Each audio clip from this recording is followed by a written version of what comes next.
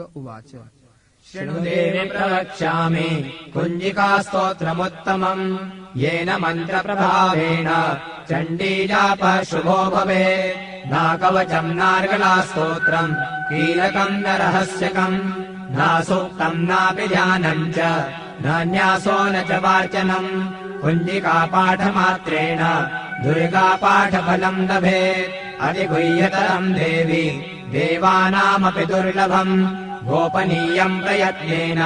स्वयोनिव पार्वती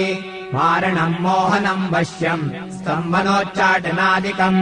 पाठमात्रेण संसिध्ये कुञ्जिकास्तोत्रमुत्तमम् ॐ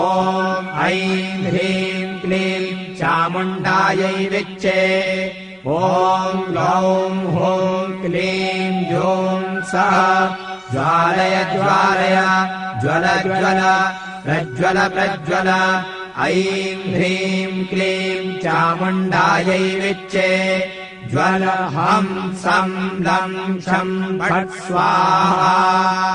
नमस्ते रुद्ररूपिण्यै नमस्ते मधुमर्दिनि नमः कैटवहारिण्यै नमस्ते महिषादिनि नमस्ते शुम्भहन्त्यै च निशुम्भासुरघातिनि जागतम् हि महादेवी जपम् सिद्धम् कुरुष्व मे ऐङ्कारी सृष्टिरूपायै ह्रीङ्कारी प्रतिपालिका क्लीङ्कारी कामरूपिण्यै बीजरूपे नमोऽस्तु ते चामुण्डा चण्डघाती च यैकारी वरदायिनी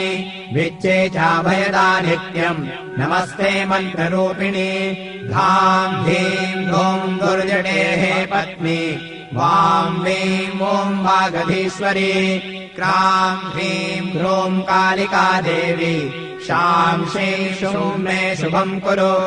हुं हुं हुङ्काररूपिण्यै